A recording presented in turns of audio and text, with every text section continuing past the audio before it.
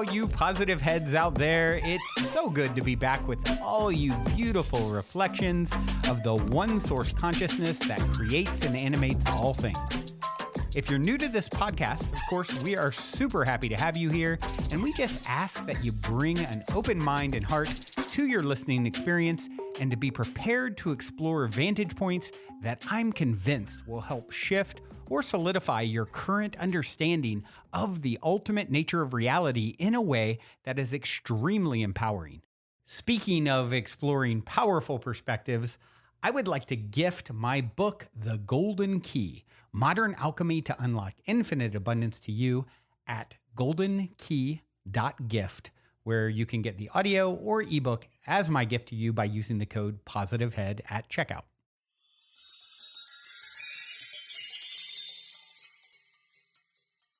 All right, all you positive heads, on this week's Soul Share episode, I'm very excited to have Carly Mentlik here with me on the show. Carly is a holistic psychotherapist, children's development expert, and intuitive guide for spiritual parents. Hello there, Carly. Welcome to the show, my friend. Hi, thank you. Thank you for having me. Excited to talk today. Yeah, excited to dive in, and we sort of aligned. I was literally just having a conversation with my partner about the desire to, and the power of helping children and, helping them to expand their spiritual perspectives at the youngest age possible, and literally, then heard from you and your team about possibly being on the show. And so, it was definitely synchronistically timed, and maybe I'll share more of it when we get to the synchronicity bit at the end. I normally always ask for a synchronicity story at the end, as everyone listening knows. But yeah, so very excited to dive in with you. And before we do, I would like to start with my cliche opening question. All right. And that is this.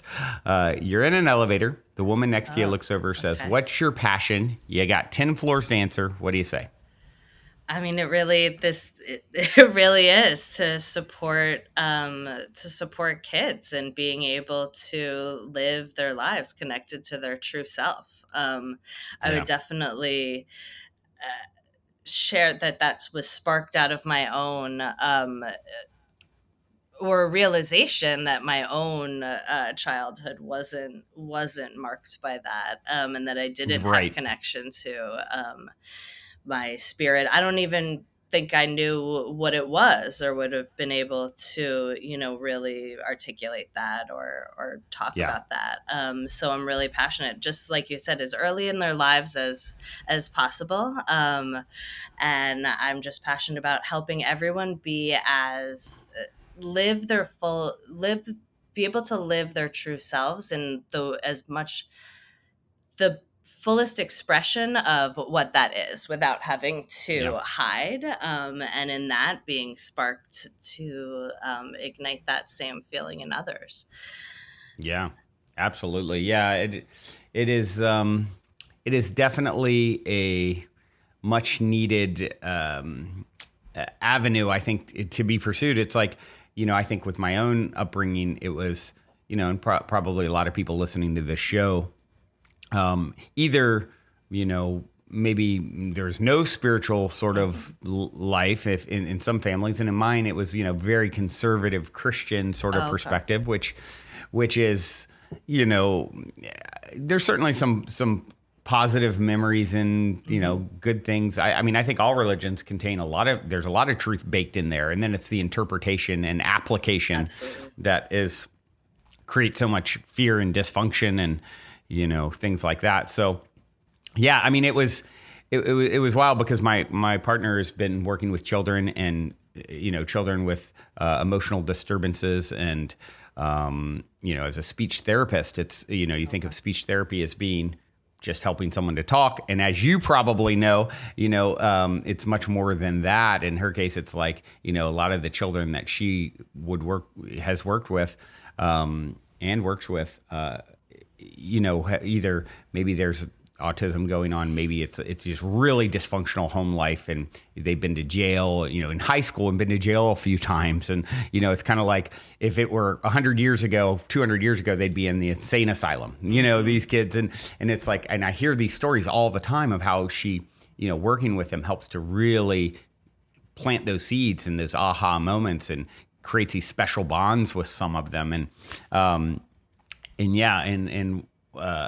one of them, it was very synchronistic recently, her experience with him, and maybe, like I said, maybe I'll share at the end. But it just is, it's such important work. So I applaud you for focusing in this way. And I'd love to just hear your backstory, as to how you ended up on this path, and, whatever feels relevant to share.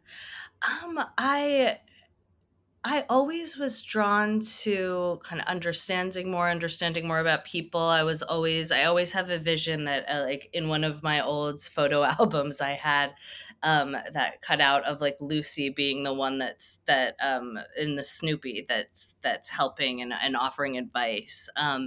And I was always the one that, people would come to for support and things like that. And then I actually took a turn where I thought, and I attribute this to, not being able to connect to, or disconnecting from my true spirit, where I was going to be a marketing executive. And that's how I was going to use my creativity and my ability to share and ability to help guide people.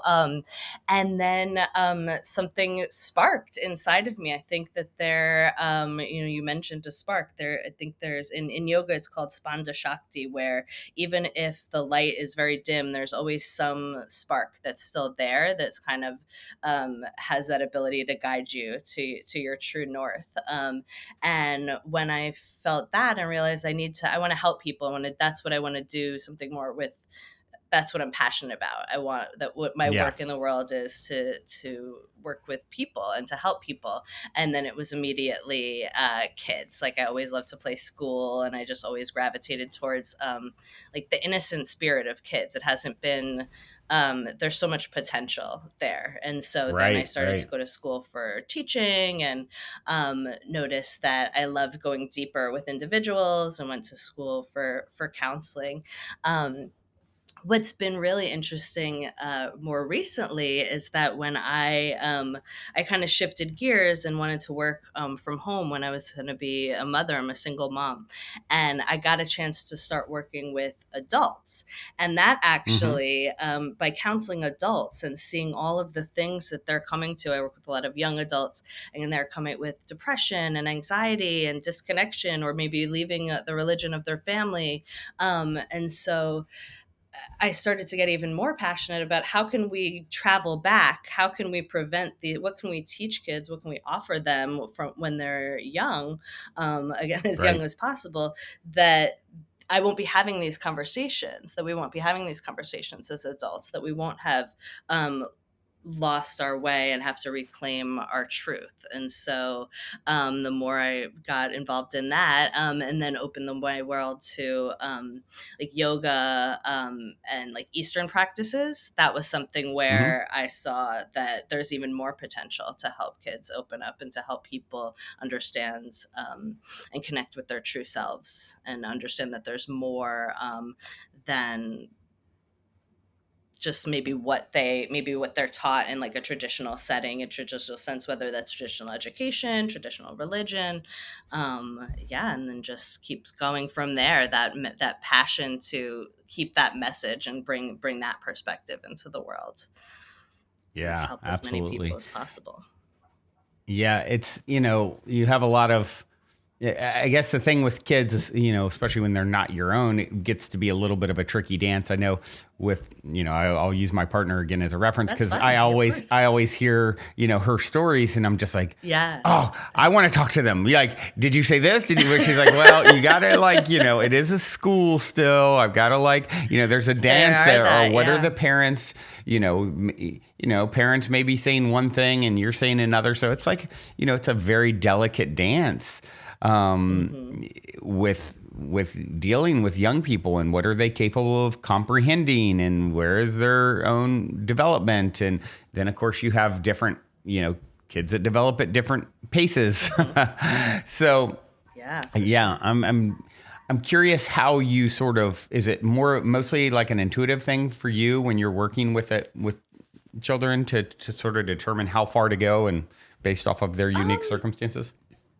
Well, I definitely it's hard for me to extract. I'm highly intuitive. It's hard for me to extract this point because I have such a strong background in human development and child development, and like, what is their brain capacity in the sense of understanding abstract thought, for example, or what are common concepts to be shared and digested, and have a lot of experience working with all different ages of kids. So then because of that, it's become intuitive in the sense of seeing that. But I really, and this is something I teach parents too, I really go by them and their energy, and what does it look like, what does it feel like, and when they're turned on and they're able to understand and their eyes are lit up and they're engaged and you can tell that there's some connection to inner meaning there, and then when are they totally zoned out, and when and when is it just not, so I talk about attunement a lot, and that observation and really being present to seeing the signs from them of where to go, and what's appropriate and what's not appropriate. There is definitely, that's why I have now even more gone, you mentioned your partner having to navigate what the parents teach and what they do, and not only being in a specific environment, once, when you're in an environment with school or where there's other rules that you then have to lay on top of being able to, dig in, and maybe whatever your intuition would be, you can't necessarily follow that or ask that question because of the framework that you're agreeing to participate in. But with parents, especially, you don't know what their values are. You don't know necessarily like what they're then either sharing and or contradicting and or able to keep up with and cultivate in the home. And so that's why I like to I've dived more into creating the actual tools for children and using it in a framework of self-discovery, where there isn't necessarily, here's this one thing I'm trying to teach you and you need this specific developmental understanding to get. It's like, here's a playground for you, and what can you discover and what meanings can you make from that, and allowing that space then really I think supports people being able to engage at whatever level is right for them, whatever developmental stage, whatever stage of understanding, learning style, whatever it is, because we all take in truth, and we're all ignited. Our truth is ignited in different ways. You're right. And so giving the space for that, I think, is of utmost importance. Yeah, absolutely. Makes sense. So for I think back to my own son, who is, now he's grown, and as a kid, he was a very, very advanced and, very just, I think mentally, emotionally, definitely on the high end for his age. Typically, he was, I always jokingly say, he's the dad and I'm the kid. And he's always kind of seemed like this little old man, super intelligent and just thoughtful. And so it was really easy for me to early on to start sharing my own spiritual beliefs with him. And I think it was a lifelong process. And I even think of, some teen years where he's like, you always want to rebel against your parents. And it's like, it's hard to rebel against, if you're a really thoughtful, kind, heart-centered soul, to say, okay, how can I really rebel against, a lot of these concepts and ideas? But he took his best shot, and now he's very spiritually minded, and, just very, very proud of him. But, for me, it was relatively easy. I mean, what are tips that you have, though, for parents who, maybe it's not as easy, or they don't feel like maybe it's, too much to drop on the kid at this age, and when, where, how do you start going down that path with your children of diving into spirituality?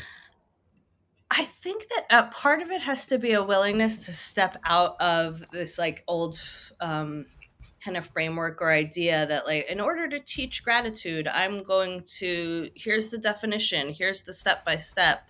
In order to teach spirituality, I'm going to offer this definition. I actually have a funny, like, when I started to step more into, like, okay, I teach spirituality to kids. Okay, well, I have a child that I've been teaching for 7 years, and how do I do that? I do also, it is I have an easier way with it. She's very open. But then my go-to, even though I had been doing this for 20 years prior, my child's almost 7 years old, then like, oh, I need to prove that I can teach these things to my kid. And so then I kind of set out to offer a definition or find some book that I knew from my experience wasn't the fit for her learning style.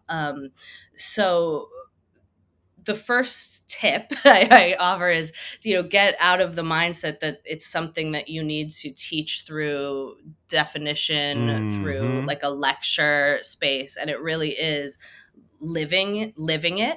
And so especially if you're getting, I'd be interested to hear, what did that look like, and what does it look like when our child rebels? Like what is that closing off, right? And what it really is it's whatever it looks like, it's a closing off of their being open to take in new information and integrate it for their own understanding. So just living spirituality. And if you share something, so say if there's something that is meaningful to you, that you found your life changed through meditation or yoga, or how important it is to you when you did start to cultivate gratitude, and then kind of allowing yourself to get out of that, again, mindset of like, okay, now I will pass this on in this formal kind of lecture, here's why gratitude is important.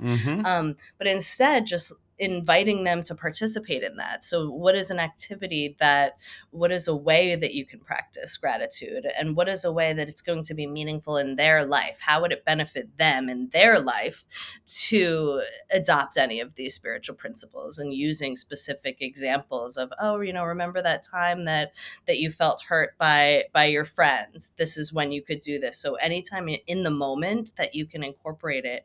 I think another important tip is to be open to sharing without attachment to what the results look like. So having in your mind an expectation of, oh, when my child has understood this, when they've embodied this, they're going to look like this, and they're going to participate in this way. So allow their curiosity to be good enough to be what guides the participation, what guides where you keep going with it, instead of having a fixed set idea in your mind of, okay, here's how I'm going to teach this spiritual concept, and then kind of looking for that. So more of the openness to it, because that's when they shut off also. So by doing that, by creating an openness, and by just inviting them to participate without, again, attachment, without interfering in that, then that allows them to be open, and that it's safer to engage in these different kinds of things. But the biggest tip I have is living the spirituality in your own self. Yeah, be as more so than, oh, here's this thing I'm going to teach my child, because it kind of sets us into this like old model and old framework that's not really effective. It makes total sense. It's like a lecture is one thing, and seeing it in action and creating a container for them to even connect some dots themselves, right? Exactly. Yeah. It can be hard to allow the connecting of dots, or like they're not getting it. They're not kind of understanding that you go here next. And it's like, okay, let them understand, let them figure it out, let them discover and explore. And having, I think it's important to also practice in your own the trust that they do have that inside of them, that they do have the potential, they do have the ability to connect the dots. Right. Yeah. And it's an interesting thing to think about. Of course, we think of children getting older and then being able to comprehend a lot of these things, as they mature and their brain develops more, et cetera, et cetera. But I think of a show getting into the real like spiritual side of this conversation. Like there's a show called The Ghost Inside My Child. Have you seen this? Yeah, and it's pretty wild. It's like some of these kids, like, Ooh, those are wild. there's Yeah. some wild stories. And what this show Yeah. is it's like, I think it, I don't know if it's still being made. I think it was made sometime in the last 10 years or so. But Yeah. it is a trip because it's children that are remembering, 3, 4, 5 years old, remembering their past lives, and a lot of times having, nightmares pertaining or whatever it is. They're getting this other lifetime is leaking through for these children, and then how the parents have to deal with it, and in some cases the parents aren't even open to such things, and it's really interesting because then you have the other side of the coin sometimes where the kids are much more connected spiritually than the parent, right? Well, that was, yeah, I thought that was, came up for me. It was something that, I knew we were going to potentially talk about on here, and that people always ask me, like, how do you help your child connect with their intuition? How do you help them connect with their inner spirit? And it's kind of similar of what I was sharing. That's a perfect example of that they already are connected. I mean, not every child has this conscious connection, but who knows if it wasn't kind of tempered down or weighted down, or just if the parents don't have the ability, or they're like, that's not real, So if you have a reality, or you have an understanding, you have a deep connection inside yourself, and then you attempt to share that, and it's not, oh, that's not real, it's not, acknowledged, or it's not valued, that it's, then you're not going to keep cultivating that. You're going to keep sharing that necessarily. And that's where the disconnection happens. So a lot of times it's, how do we help our kids stay connected to their intuition, as opposed to how do you teach them to connect to their intuition? Right. Yeah. Makes total sense. It's like they're fresh from the other side. So it makes sense that they would potentially have a stronger connection. And I mean, I think there's how many, it makes me think how many, invisible friends are, something that kids have been seeing, Is it an imaginary friend, or is there, like a real something there? Yeah. Absolutely.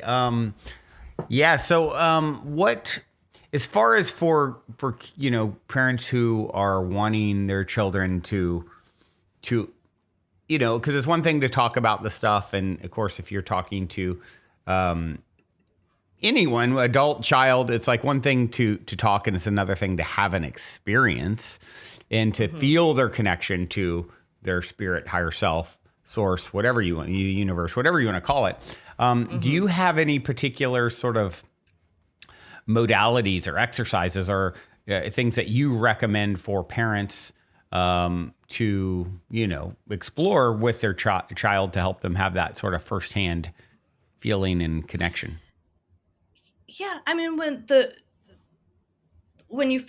first word that came to me when you were sharing that is meditation. And also, though, that meditation, we have, I mean, and this is up to sharing meditation with my adult clients, that there's this idea that meditation means that you must sit quietly and breathe, and you're not moving. And that can be I think it is important to help children connect with silence and connect with a way to calm their inner mind, to calm their bodies, so they have they can get their own understanding of what the language of their interconnection is. So does that have a feeling to it? Does it have a warmth to it? Are there colors? Are there, so what is it like for them? And so giving them an opportunity to be able to connect deep within. So, but finding the meditation, giving a lot of experiences to find the meditation that fits them. So it's meditation is when your mind is calm, you're connected to present moment. That can happen in movement meditation. So maybe you notice that when your child is moving or dancing, that there's something that's coming alive for them, that there's a calmness after. Maybe it is having a meditation at night and calming your minds, learning how to breathe. Maybe it's yoga. all of what I'm describing, maybe it's guided visualization. So they're creating a picture in their minds, Mm-hmm. and that's helping them create, like I have a happy place meditation where it guides kids to create what's their happy place in their mind. Mm-hmm. So helping give them a variety of experiences under that umbrella of meditation. So finding what's the right meditation for them, what's the right fit that's going to help them. I love also the idea of sharing short rituals, because they're kinds of things where you can connect with beauty. So say you're watching something as simple as watching the sunset. I was going to say sunrise, but I can't imagine. I don't know when. There's not many. I A wouldn't lot of kids get up my early. child out. That's true. That's true. So if you're an early riser, but being able to notice the beauty anytime you can connect into the present moment. And then that's when I was sharing, like, that's when I do think that there can be it can be effective to then kind of be more direct in your teaching. Like, oh, note it, kind of noticing, like, oh, do you feel that sense of calm in your mind? Look at how much beauty there is in the world, how grateful we are. That's when you can then kind of be a little bit more direct, when there is those moments where they're already tapped in. But so small rituals of taking a moment to be present, breathing, and then finding the rituals that are a fit for your family. So kind of looking at, what do you already do? Maybe there's like game night and you're all totally kind of, all the conflict is gone and you're connecting. So being open to seeing what is already happening naturally in your family, where those moments are coming alive, and then offering more of those and diving into those. Yeah. It seems like some of those suggestions really jumped out. Like, guided meditation, I feel would be very effective for a large swath of children, because there's such vivid imagination there. Yeah. And just, creating, kind of gamifying any of it, or breath work. Okay, we're gonna take in, imagine we're taking in all this superpower, whatever it is. Yeah, absolutely. Creating protective bubbles, giving them a chance to put, like, what color is that? What does it look like? Because then they can take that out in the world, and while they're can be in a space of meditation, a space of connection, when they're out in the world on their own adventures. They can recall that superhero stance. They can recall that visualization and get them right to that place that they created. And I think, and tell me if you agree, I think one of the most powerful ways to teach anyone of any age, really, is if you can prompt questions to them that lead them to the answer. And 100%. and so then, you are asking, well, what do you think about, I think, this or that, or what do you think, and sort of help guide it as you think is helpful. And then now they've come to the conclusion within themselves. It's a much more impactful, for anyone once it feels like it's come from an internal, sort of knowing and guidance. Yeah, absolutely. I mean, and that's, a, a small synchronicity. So I have, I made some notes, and that's actually the sentence that I was looking at when you said that. Was, so I wrote, just jotted a couple notes down about asking open-ended questions, and what do you think about this? What do you feel? And then you brought up gamifying. That's I even embed that, one of the resources that I share with families is a conversation game. And so it's organized by the chakras. So you're getting, a variety. You're making sure you have these open-ended questions and these prompts that touch on all different points of life. But then within that, so making that in itself a game to go through all of the questions, and then making sure that they're open-ended. That was something I learned in graduate school, was that, because I would do interviews to learn about children's experiences, their experiences in friendships and their lives. And when we were trained in that, to interview, that was one of the most important aspects, was how do you ask the questions? So simply saying something like, do you ever feel angry?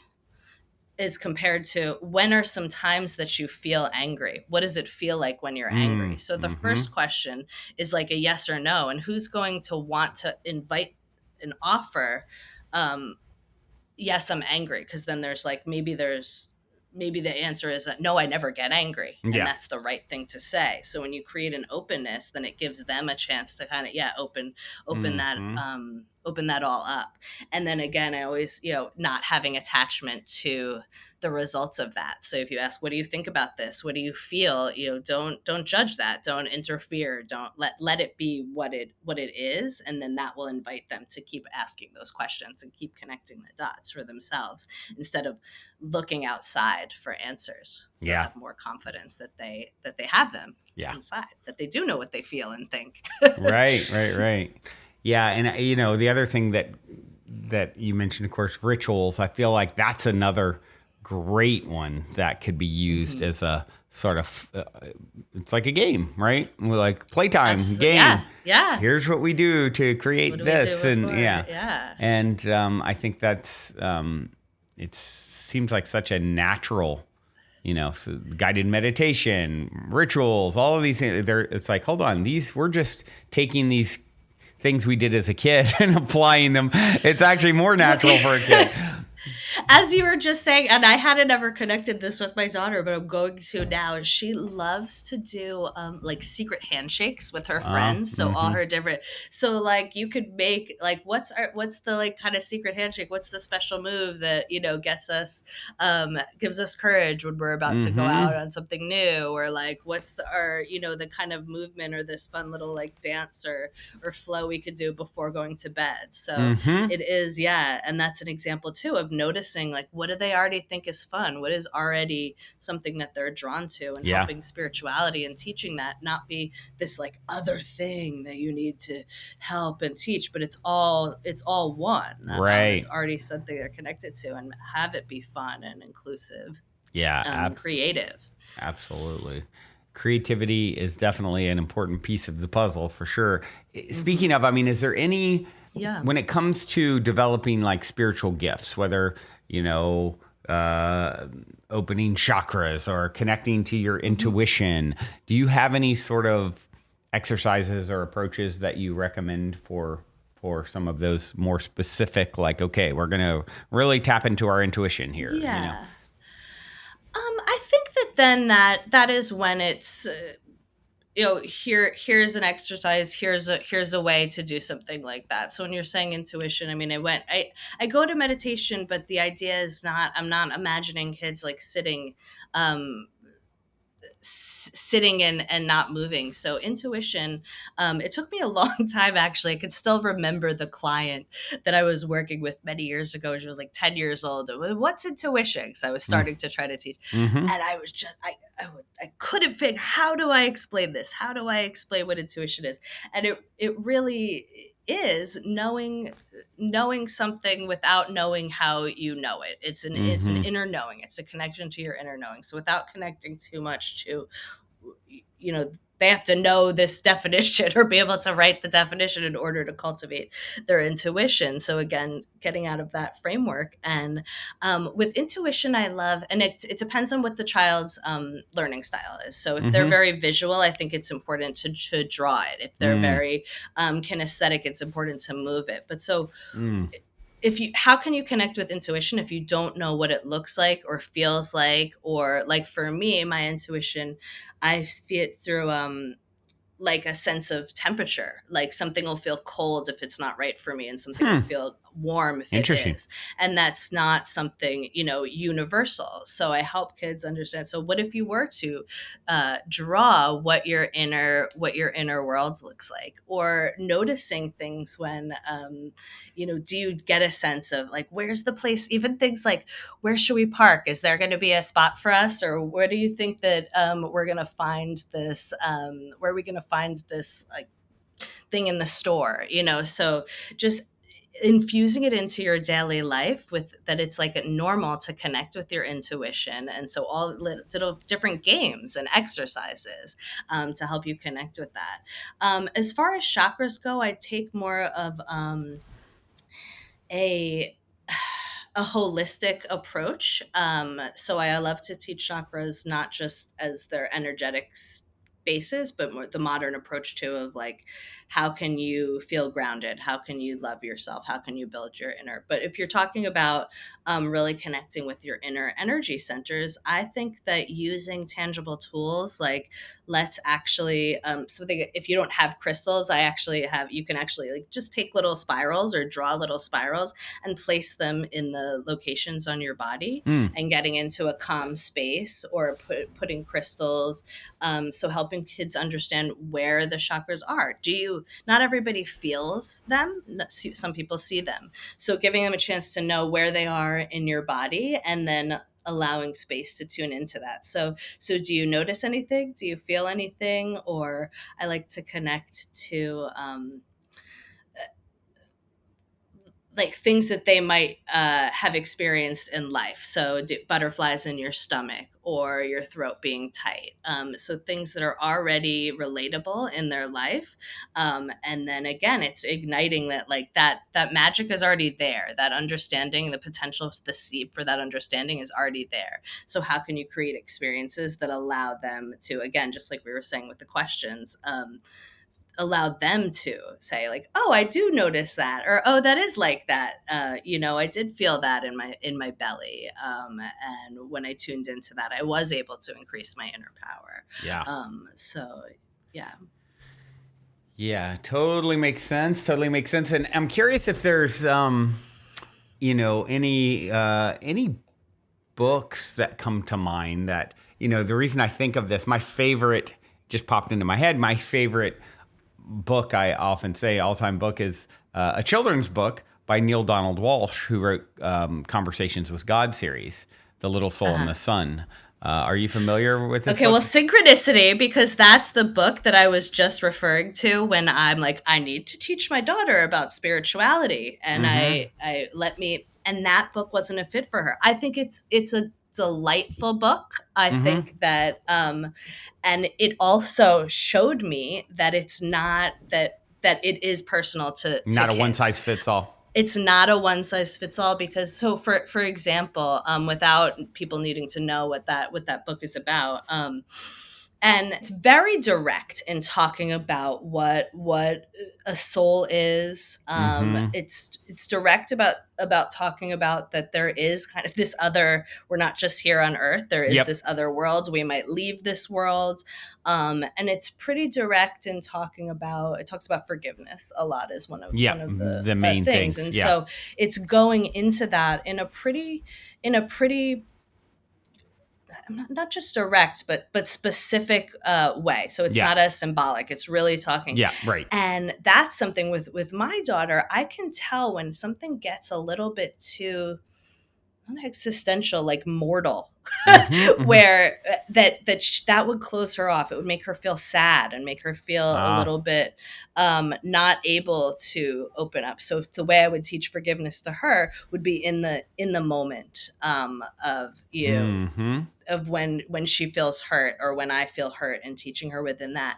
But there's multiple intelligences. And I think that if Howard Gardner, he's created multiple intelligences, there actually was existential intelligence added, but I believe that spiritual intelligence, and that would kind of align there. A child with a spiritual intelligence, or if your lifestyle is very, very much like that, if you're very much like that, then that kind of book would be amazing. So I do think that those are great books. And then there's other books, like I'm trying to think of. It seems like there's a lot more now. I mean, like I said, my child is no longer a child. And I go and I'll see and, here and there, and I'm like, wow, it seems like there's a lot more spiritual centric children's books. Yeah, absolutely. I'm trying to think of one that would be a good counter to that. That's a little bit more, one called Plant a Seed. We were talking about seeds. And so that book is a really, I can't remember who wrote it, but it's the idea of planting the seed, and that love grows, and that love can keep growing. Or something we taught a lot, I used to teach in a spiritual center, and it's taught in schools now, is have you ever heard of the book about bucket dipping? No. So everybody has a bucket, and that's their self-worth. It's their love for themselves, it's their happiness in life, and the idea that if you're not connected to yourself, then you might go out and dip into other people's buckets, Mm-hmm. and kind of take some of that magic away from them. Mm. And so anytime that there can be a deeper concept taught, whether it's gratitude, forgiveness, self-love, anger, emotions, if those can be taught in a child's book in a way that gives you a story around it, in a way that introduces it, so it's not this kind of direct teaching, but lets the kid Mm-hmm. really see what the meaning could be for them and the value of that specific spiritual concept. But I do love that book. But yeah, talking about synchronicity, it was like, I'm a spiritual teacher. I've never taught this book to my kid. And then I had it out on the desk for a while. I'm like, I really want to teach you this. I really want to read this book. And she wasn't interested. And Yeah, that, maybe when you said she's 7. She's 7. It And could it's be a little. something to I mean, come it's back a to. little. It's a little heady. It's like not like It's true. five words on a page. It's like paragraphs. And it's like True. So Yeah. maybe in a few years it'll land a little more. Yeah. I could see like a 10-year-old, or 11-year-old That's really cool. getting it. I think that that's great. I love using it, and I would do that purposefully, like teach children's books to teenagers or to, Yeah. Right. and for the purpose of them being able to engage in it kind of. There's a book by Byron Katie, Tiger, Is It True? And that's her work translated. So a lot of these spiritual teachers are now writing children's books.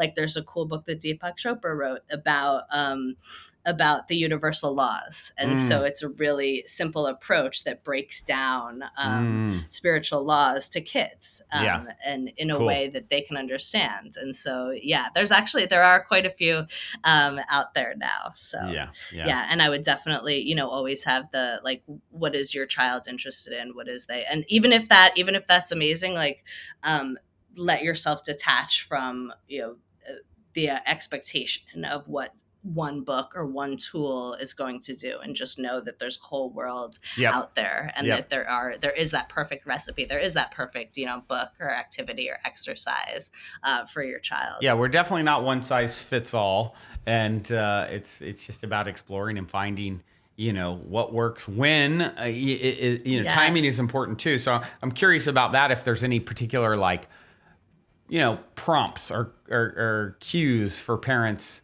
that you can think of to kind of be aware of and on the lookout for, to where there may be more receptivity to spiritual topics.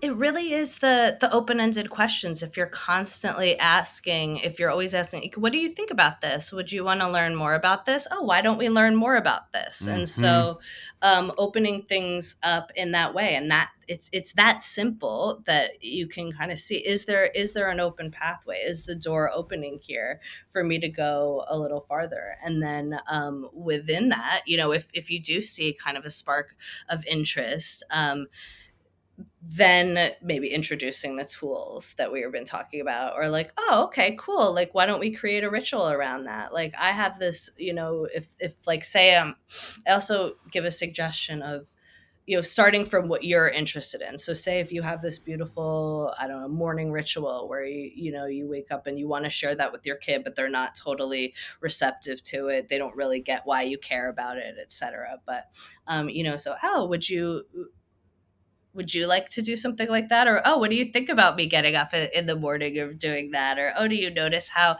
I also like to call out, sometimes kids will get more interested if they see the benefit that you experience. So it's always like, oh, mom is a little different when she actually comes back from that yoga class. Like, oh, maybe there's something to that. Like, what is the benefit there? And then inviting. So open-ended questions, inviting them, and then having the background, having done the work of observing them, attuning to them. So, when you ask that question, are they lit up? Are they closed off, or are they open to keep to keep going farther. And then that's how you'll know where and when to go. So, I mean, I wish, I'd love to, here's this list of prompts. Here's these things you can ask. But it really is having to be in the moment with your kid and being, creating open, expansive space, open-ended questions, and then being able to, just really, what do you think? How do you feel about this? What do you think about this? How does that help you? How does that hurt you? And I would say, depending on their answer, if you feel like, okay, their answer is one place and maybe I want to, steer them to look at it from this perspective, it's great because, if they, let's say, how do you feel about this? And then they give an answer and you're like, okay, their answer is, maybe not the most expanded perspective possible. Then it now gives you the opportunity naturally to say, okay, I see that, I hear that. Well, what I was thinking was, what do you think about this? And then it makes it a natural way to sort of point them maybe in a more productive, positive, aligned way as well, without it seeming like a lecture. Yeah, I mean, if you're going from what their understanding is and always bringing it back to how that could help them in their life and support them with any kind of specific examples, whether it's relationship with certain friends, a goal that they want to meet, that they're having difficulty achieving, an emotion that they struggle with on a regular basis, that they, whatever tools, whatever is in that toolkit for that isn't, you could benefit from enhancing that, then anything that they're going to be able to connect to and say, oh, this has a meaning in my life. This will help me in some way, as opposed to like, oh, I was told that this is important because, and then that will help things grow and help the perspectives grow too. Because they have to feel that there's permission to shift perspective, and there's permission to be the way that they are, or else you're not going to see the benefit, and they can naturally arrive at the benefit of doing so, right? Mm-hmm. Yeah, it takes a lot of deconditioning from what we may have learned as parents in order to, I think, teach spirituality. And what spirituality is really, connecting to your true essence. So if you want your kid to grow up as their true self, it takes a lot of deconditioning of like the rights and wrongs and the definitions and the kind of old model that we may have been exposed to. Right, totally. Well, I'd love to shift lanes for a moment and explore I'd love to hear any story of synchronicity, serendipity, positive paranormal story that you might have up your sleeve. It's kind of a go-to question on the show, and I just love good story time. So any real inspiring story that you might have for us? Yeah, that's you told me that at the beginning. I'm like, okay, let me what am I, because my goal is I've been on this path of being able to kind of see as synchronicity just in like every moment that I possibly can. I think sometimes it's like there's so many you kind of, then when it comes to like sharing one, I tell you what I can do is, if you want to think about it for a moment, I could share a story of synchronicity that unfolded with as it pertains to a child's growth. that would be great, because even into when we're talking about like teaching spiritual concepts, if someone said like, well, if it was like, which spiritual concept do you want to teach, whenever something's like grounded and so then it's like, all right, well, here now I could really give you an example, just because but I would love to hear your story, and I have a feling that there'll be a synchronicity for me that pops out of that as well. Good. So we'll see what happens. Well, so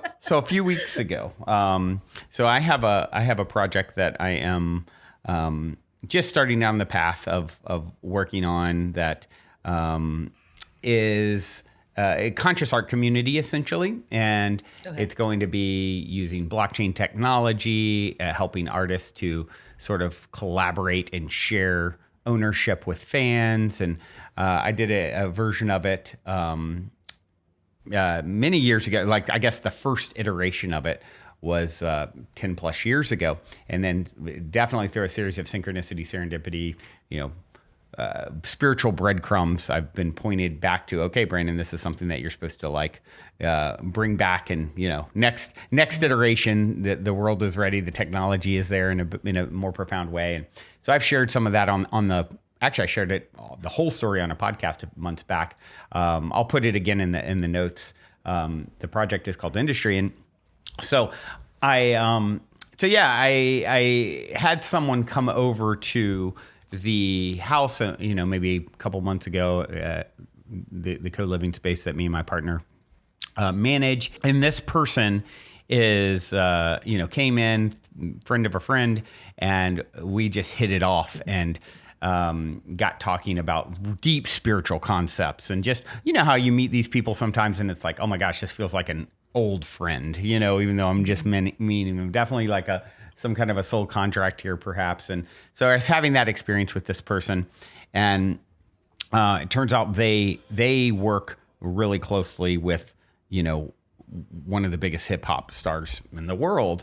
And I mean, some say it's like the greatest hip hop star ever, and this person is this huge reach. I'll just go ahead and say it's Kendrick Lamar who he works with. I'm like, who is it? Yeah. And, Kendrick on his new album has Eckhart Tolle on his new album. So that's a huge thing for the world.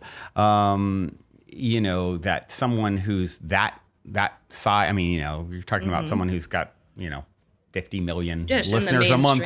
Super mainstream, right? And so I'm like, wow, and he was sharing all that with me, and I didn't know that night. He's like, yeah, we sat down with Eckhart, and he's all over the new album, and and this guy's been working with him for 20 years, 15 years or something, and very enmeshed in his life. And so, it was just a really cool experience. I was like, oh, I'd love to share with him what I'm working on. Like he just got out from under his old label, Kendrick had, which was, I was reading some articles afterwards, and the name of the label he was on is called Top Dog Records. And they compared the guy who runs Top Dog to, I don't know if you remember Suge Knight. If you know who Suge Knight is, he ran Death Row Records. Sure. Snoop Dogg is like this gangster Old school, character. yeah. Gangster character. Really like there's some crazy stories out there. Was in jail a long time. Very tough individual. And so I was reading articles, and they compared the founder of Top Dog to Suge Knight. And some of the stories I was hearing from my new friend definitely was like it sounded like getting out from under the thumb of, the devil, if you will. And now Kendrick is free and has his own new thing. And it's all about, new label that's all about creating grassroots connections and connecting us back to the one. And it's like the description of it I read the next day is like, this is exactly sounds like my project. So I'm like, cool, maybe I'll get the chance to sit down and talk to them about it. It sounds like, and at some point, and because of this new connection and friend. And so the next day, my partner was there as well during this whole, connection and interaction. And so the next day, she's at school, and she often says it's kind of hellish where, there's kids being there's special rooms for kids who are freaking out, and they're getting held down in the hallway, strapped down, and like it's pretty like she said. Really in there. She's really in there, really in there.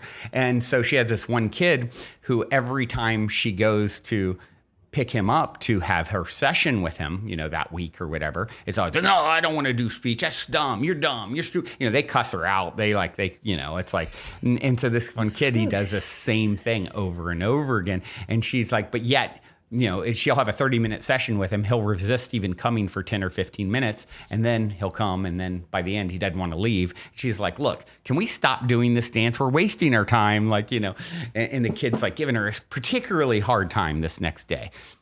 And like I said, a lot of times they'll cuss her out. They just all kinds of weird stuff.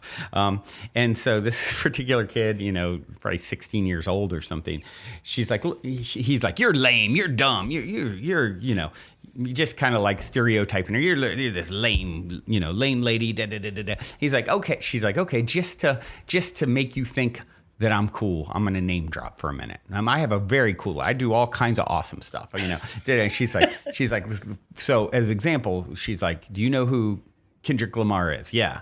And he's like, yeah, I know who Kendrick is. He's like, well, last night I was hanging with someone who's his close friend and works closely with him. And, is very enmeshed in his life. And she's like, and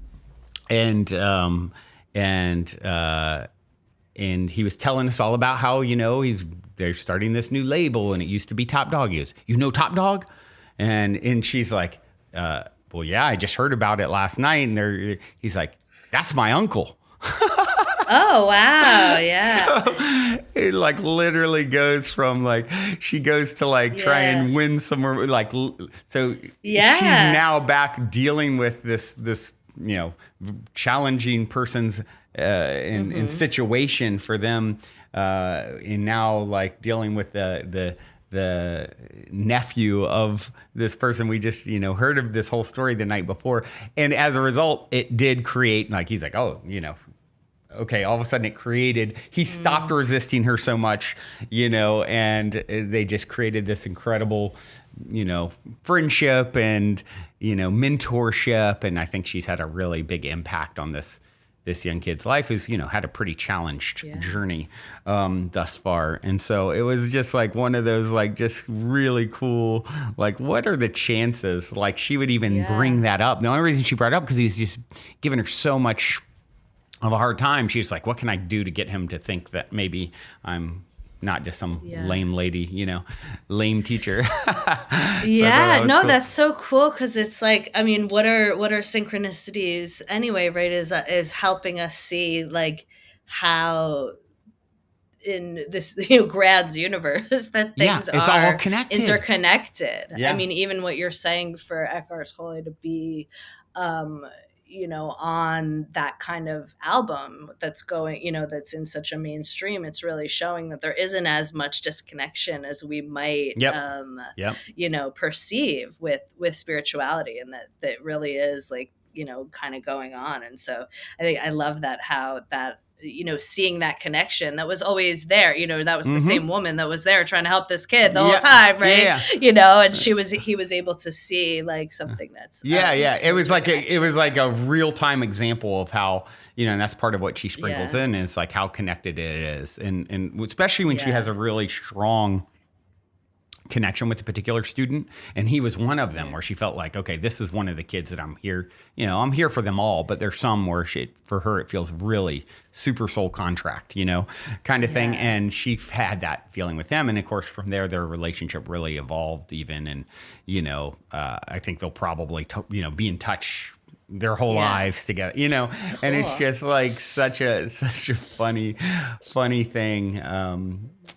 I just love that story. Right. And also for her to choose, like, to say, why would, like, out of one sentence, out of the whole, I love that kind of stuff. So you never know. It's like, it's all so intertwined. Yeah. I mean, that's what, I mean, when it's not something that I would have thought, that I would bring up in this conversation, but it's reminding, I mean, you said spiritual breadcrumbs. And I think that the way that I, kind of find, like where I live right now, it's through synchronicity, where I travel, and then where, and then the connections I make there. So I grew up in New Jersey. I went to college in Philadelphia and in New York. So that's, where my base was. And then I started traveling, and going to Costa Rica every winter and meeting all different kinds of people there. And I met a friend there, who then we decided we're going to move here. I live in Encinitas, California. It's in North San Diego. And so we decided we were going to move, here together. And that's where I've lived for the last 15 years, I guess. But so when we were going to move here, so there's all different kinds of synchronicities with like the groups of friends. And I had developed a really great group of friends down in Costa Rica, and we would go every year. And another one of those friends, and we would keep in touch, see each other there every year in Costa Rica. She's from Northern California. when I was planning on moving here, I found out that she lived here. Mm. And that she lived, so from a friend from Costa Rica, lived here in this town. She had an extra apartment, that Mm. extra room in her apartment, and my friend wasn't coming. And her roommate that she went to the Navy, was in the Navy with, um, grew up 10 minutes away from me in Oh, New wow. Jersey, and was friends with different friends of mine, and knew different friends of mine. And that's kind of all, and then when I moved here, and then there's connections with that friend who's Mm-hmm. like friends with different, and it's showing me, it's something that's like, oh, that's cool, Mm-hmm. but it's showing me like, that's how I found this place. Like, how did I Yeah. find that town to go to out of the whole globe, and then how did we come here, and then how is that linked? And I would kind of, even with like the idea of New Jersey, I definitely, like, I thought California was very like a dream to me, and Mm-hmm. of New Jersey, and so, but to realize that then, okay, well, I'm here, and now there's it's like there's this connection, like, Yeah. to your roots and to your home right here in this new expansive place. It's like, it shows that it is all Yeah. connected together, and then to then seeing like people I've connected with online, and then they're there, but then I just met her in Kauai for the first time, because that's where then we both were randomly there, Mm-hmm. and so I try to use those as we started the serendipity idea. This is the idea, being open to noticing all of those moments, and Yeah. allowing them to be breadcrumbs, so Yeah. that you're not just noticing that as like, oh, okay, Yeah. and you're Right. diving into it and Threads going of into it and, like, connectivity, right? yeah, and so the fact that happens again, like with your partner and that student, I think that amplifies the connection that you had for your new, project, Mm-hmm. and Yeah. it's showing that that's connected, Yep. and that Right. it's giving you like a sign. So, Right. And yeah, even no matter what comes of it or doesn't come of it, if it's just that new friendship, or who knows, maybe, Mm-hmm. I mean, they're literally looking to support grassroots organizations, his new Yeah. project, well, it's a perfect description of what we're putting together. Yeah. But regardless of any of that, it's just like, oh, just that Exactly. connection in any way, shape, or form Exactly. is a beautiful one, and is a reflection. But yeah, what you're just saying makes me think. I am in in LA area, Okay. California, and grew up in Virginia. And the amount Okay. of people that I will. So did my mom. Oh, really? Yeah. Yeah. And so the amount of people that I will attract from, Virginia, or I have a lot of roots in North Carolina on my dad's side. It's like, it Yeah. seems like those, it's just like all the time, and Yeah, it's like energy. It's Mm-hmm. like different frequencies of energy that are then, connecting together. I mean, and it's a way to bring it full circle. So we're talking about kids. A way that I like to, whenever those kinds of things happen, I like to call them out and notice, and take a moment to notice, like, oh, isn't this magical, or isn't this Mm-hmm. amazing? But that's why I like numerology a lot too. And for kids, like my daughter and I will always like kind of notice different patterns, or where our favorite numbers are, or where the numbers of her birth date. And I Mm-hmm. think that that's a way too that you can help kids notice interconnection in kind of like a fun way, because it's a Mm-hmm. game. Like Yep. we just went to Hawaii, and my 14 is one of my favorite numbers. It was like on the license plate, and it was on the thing in between it, or like the hotel room, and so Mm-hmm. seeing that, it's another sign of being able to kind of see that things are The interconnected, and threads, that yeah. there's more meaning and more layers. And it's a fun way to make a game out of the magic of the world. It's funny to think about that, because from a parent like you who is really thinking in spiritual centric ways versus my own father who ended up when I was around 12 years old, becoming very religious, but Oh, wow. not maybe, just a very different approach to spirituality than what we're talking about here. But it's funny because, it makes me think of how he, never pointed out the synchronicity of, I have his birthday, and it's also his it's also his grandmother's birthday, and our great grandmother died on that day. And how is that not? Right? Yeah. Like, and how is there not some kind of deeper something or something? Oh, for sure. That story goes very deep. That's interesting. It's like a 10-minute tale at this point. How much it unfolds. So it really made me think of that. I'm like, wow, yeah, my dad never even really pointed that out but yeah, or maybe even noticed for himself that was something super special. Yeah. Well, and it's a perfect kind of highlight of what we were talking earlier of, that if you're like to live spirituality, that's how you're teaching it. That's how you're sharing it. Because if that was natural to him, if that was something that he focused on, cultivated, he would naturally share that with you. It would be something in his scope. And so, the more that, there's some, that's cool. Yeah, well, this has been a really awesome deep dive into such a powerful part of our own journey as a collective species. Like understanding, I always think, like if all these children understood the things that a lot of us didn't really get until we were much older, after going through a lot of challenge, tribulation, etc., it's like, what will the world look like? And I think it's happening. I think that, more and more children are being exposed to spiritual centric perspectives early on. And it's exciting. It's definitely a reason to be hopeful, I would say. And so I applaud the work that you're doing. And I know, of course, people will want to, follow you, connect with your work. What is the best way for people to do that? Yeah, on my website is my hub, Inner Rainbow Project, and the Inner Rainbow Project kind of speaks for keeping all of your parts of your life in flow and alive and shining bright. So letting yourself be your true self.